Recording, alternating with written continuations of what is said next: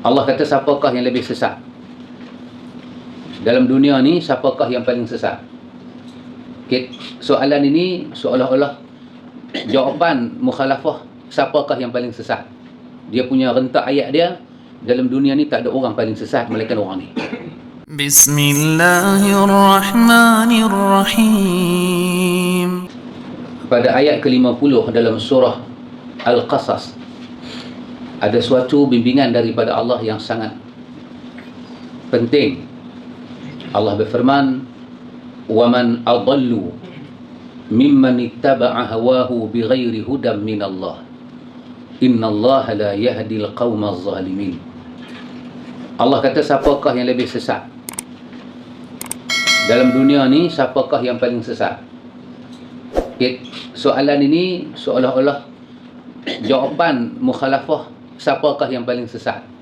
Dia punya rentak ayat dia, dalam dunia ni tak ada orang paling sesat melainkan orang ni. Orang inilah yang paling sesat, satu. Dan kedua, inilah punca manusia menjadi sesat sejauh dan sedalam ini. Allah sebut macam suatu pertanyaan, tapi di dalamnya ada suatu pertunjuk, di dalamnya ada suatu bimbingan. Macam mana manusia boleh sesat? Kenapa kesesatan manusia itu begitu teruk sekali? Allah katakan, وَمَنْ أَضَلُّ, siapakah yang paling sesat? مِمَّنِ اتَّبَعَ هَوَاهُ, daripada orang yang mengikut hawa nafsunya, بِغَيْرِ هُدًى مِنَ اللَّهِ, dan bukannya mengikut petunjuk yang datang daripada Allah. Ini ada pelajaran. Yang pertama, petunjuk daripada Allah tak sesat. Tak sesat. Petunjuk daripada Allah tak sesat. Dan tidak ada petunjuk kalau tidak boleh dikaitkan dengan Allah. Tidak ada petunjuk yang tidak datang daripada Allah. Satu orang tu dia kata dia di atas petunjuk, tapi dia tak boleh bukti daripada Allah. Ketahuilah, yang sesuatu tak boleh dibuktikan daripada Allah bukan petunjuk. Demi Allah, dia bukan petunjuk. Yang kedua, manusia menjadi sesat dengan meninggalkan petunjuk. Manusia menjadi sesat yang begitu teruk. Quran kata sesat dia tu faqad dhalla dhalalan mubina. Satu ayat. Satu ayat lagi, faqad dhalla dhalalan ba'ida. Dia sesat dengan sesat yang sangat terang, dia sesat dengan sesat yang terlampau dalam dan jauh. Seolah-olah guna pemikiran kita nak heret dia main ke pangkai jalan ni, tak boleh dah. Kenapa sesat dia itu dhalla, satu sesat, dhalalan, dia masuk dalam sesat ba'ida, cukup jauh. Dia masuk tu tangan kita tak capai dah. Tenaga dan riang kita tak boleh dah nak berkeluar dia. Pasal itu Allah menyatakan, kalau bukan Allah yang bagi hidayah pada manusia, siapa boleh keluarkan manusia yang paling sesat ini kepada jalan yang mendapat petunjuk? Kita tak ada. Ayat yang kita baca ini, Allah katakan siapakah lebih sesat? Melainkan manusia yang paling sesat itu adalah manusia ittaba'a hawahu, dia turut hawa nafsu dia. Dalam kamus yang agak ringan, yang mudah kita baca, nak beli pun agak murah sikit, Arab Munjid, Lisanul Arab Ibnu Manzur. Kamus dia berbelah-belah jilid. Kamus berbelah-belah jilid. Timpa atas kita retak tu lah.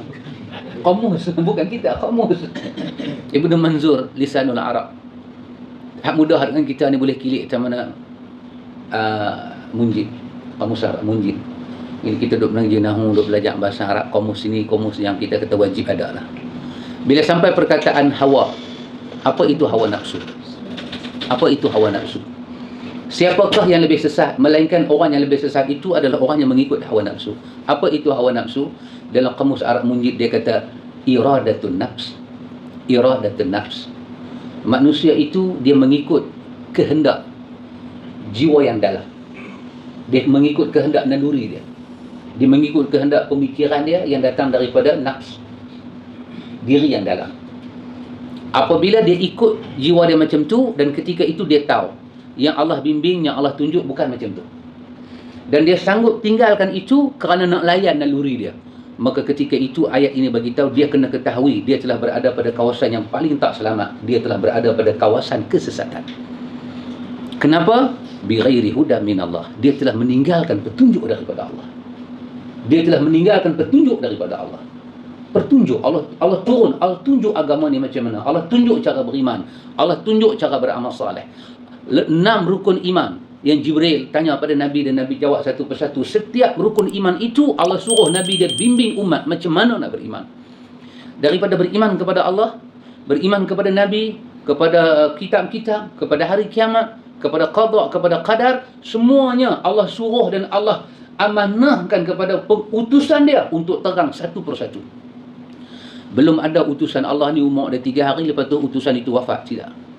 Nabi Muhammad saja 63 tahun, tempoh kerasulan dia 23 tahun.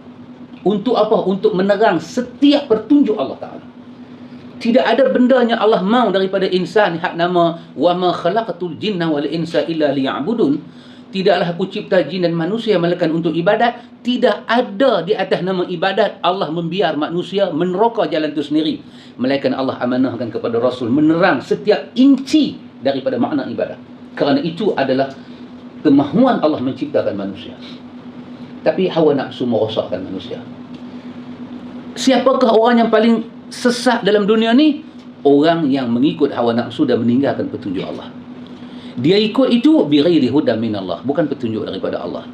Allah katakan innallaha la yahdil qaumaz zalimin. Sesungguhnya Allah tidak memberi hidayah kepada orang-orang yang zalim. Allah tak bagi hidayah. Di sini ada pelajaran. Kenapa hidayah tak sampai? Hidayah tak sampai kerana dia mengikut hawa nafsu. Hidayah tak sampai kerana dia tidak ikut petunjuk Allah Ta'ala. Ikhwan, dalam dunia ini tidak ada manusia yang dia itu dikatakan sesat yang tidak sampai petunjuk Allah pada dia. Tidak. Telah sampai. Ima dia terima, ima dia tolak. Ima dia terima, ima dia tolak. Itu saja. Kenapa dia terima? Kita baca ayat summa tatafakkaru. Kemudian dia berfikir, dia dapat. Dia dapat. Dalam ayat Allah kata ma sahibukum min jinnah. Ma sahibukum min jinnah. Muhammad ini sahabat kamu bukan seorang kemasukan syaitan. Bukan seorang yang bercakap agama seperti syaitan pengaruh dia, tidak. Dia tidak ada penyakit.